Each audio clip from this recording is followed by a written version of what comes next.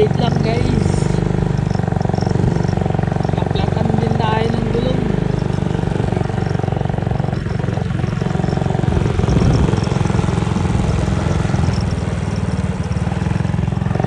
Mula Makati hanggang dito sa Las Piñas, ginapang natin. Ma-deliver lang yung last booking.